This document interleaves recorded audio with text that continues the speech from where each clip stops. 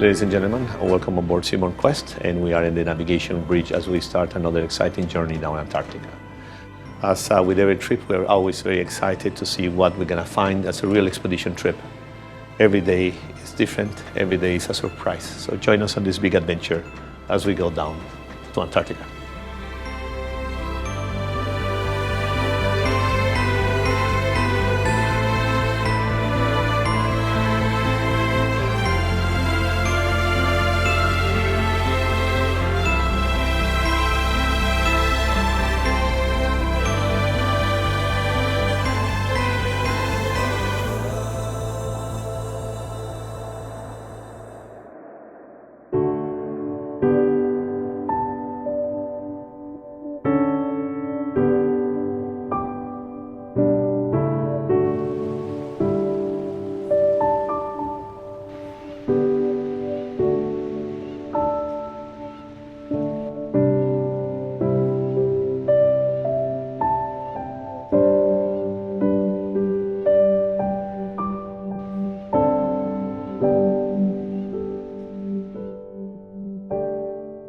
So welcome to the South Shetlands and Antarctica. We're at Arktowski Station, and behind me are blue whale bones. We've got mostly skull bones, but there are some vertebrae mixed in here. This lower jawbone, the big long one behind me, is about 22 feet long, and that puts the animal close to 90 feet, probably between 90 and 95 feet. It's also got some markings along the length of it from flensing when they were cutting the tissue off of it. Blue whales were hunted for their oil. They had abundant oil on their bodies, but they didn't start hunting the blue whales until they got into the 1920s and 30s when they started mechanizing the hunt. They wouldn't be able to hunt a blue whale with an old harpoon style.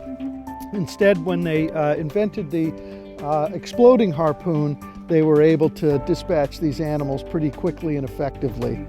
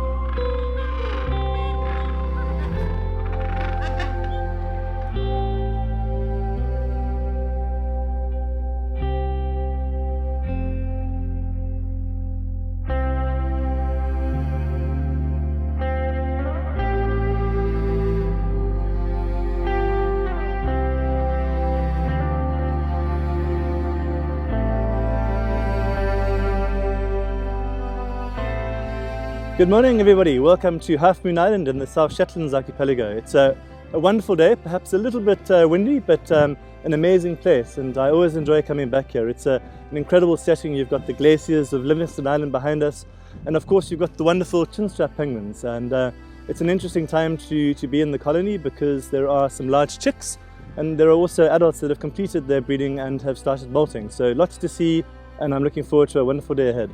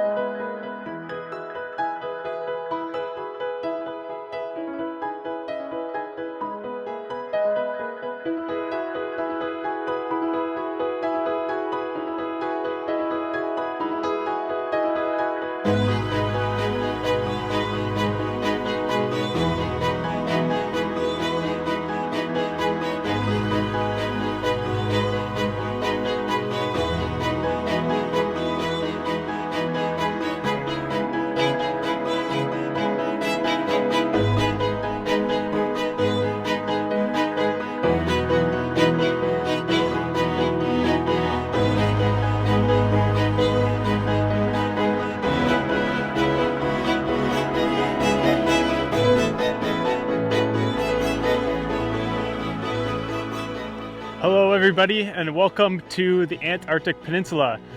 Today we are currently in Kierva Cove. It is an absolutely beautiful day. We've been seeing lots of wildlife. We've been seeing some chinstrap penguins, some gentoos, some kelp gulls, some Arctic terns, and some leopard seals as well. We saw a leopard seal earlier who was hauled out on the ice. This is one of the apex predators down here, so it's very cool to see. Here in Kierva Cove, there are some really amazing rock formations. There's a mix of volcanic and plutonic rocks. So we kind of have some layered volcanics on part of the valley wall here.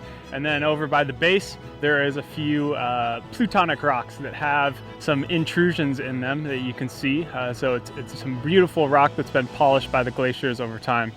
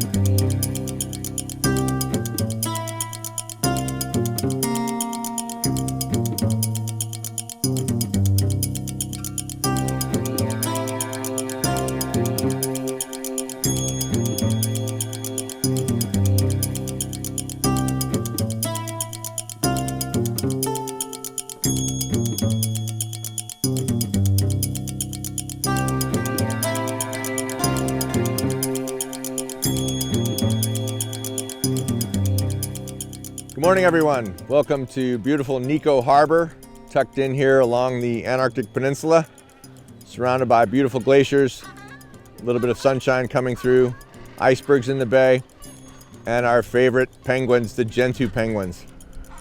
About 1,000 pairs nest here at Nico Harbor. They have chicks anywhere from 3.5 to 4 weeks old. We do have a couple of predators here. The skuas are flying overhead. The kelp gulls will come down and try to get a chick. The chicks are no longer associated with the parents at the nest, so they're running around being quite comical. Some of them approaching us, possibly because of our bright orange colors. A stunning day here on a continent landing at Nico Harbor.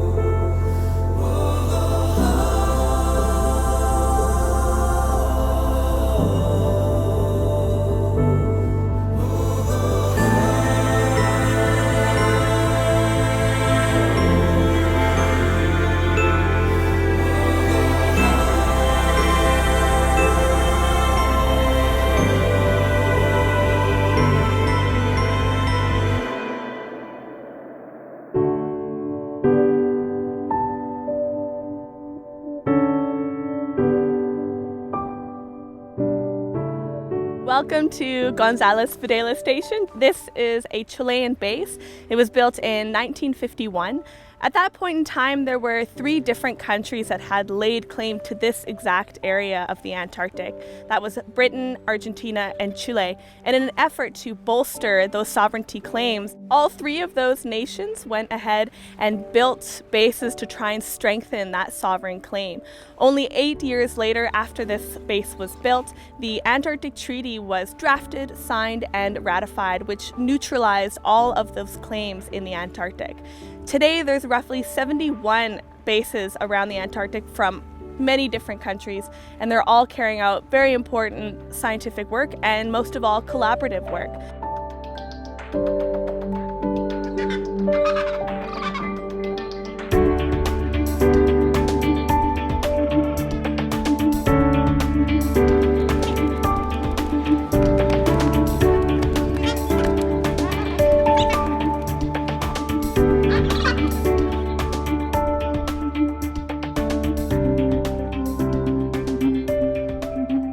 Here we are in the heart of Antarctica, deep down the Antarctic Peninsula, surrounded by all the magnificence of glaciers and mountains, sea-washed rocks. And our guests have been absolutely delighted by this experience, whereby they are close to the sea. They can feel the 0 degrees 32 Fahrenheit water. They can look around and see fur seals, penguins, coming to the end of the breeding cycle. And there's always some ice around. Nature's art gallery presenting itself in all its beauty for us.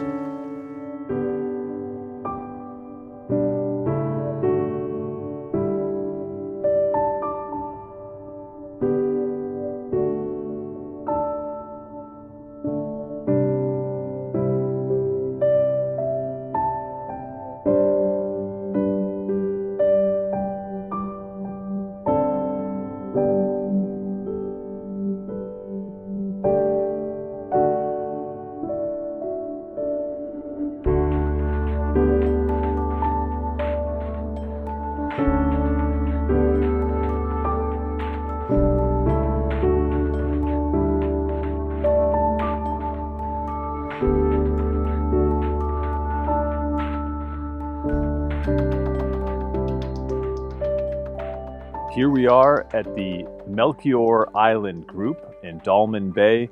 It's a beautiful day here for zodiac cruising. The mountains on Brabant and Anvers Islands in the distance, a wide variety of wildlife to see, and these spectacular walls of ice surrounding us on all the islands. The Antarctic is arguably a place that is still firmly in the grip of an ice age. It is a wonderful sight to be able to see a landscape just completely dominated by ice. The key to developing a landscape like this isn't how much it snows in the winter, it's whether any of it melts in the summertime. And with cool summers down here, everything that falls stays. There are even some places where you can see the layering progression from snow down to ice right on the walls of ice that surround us here in the bay.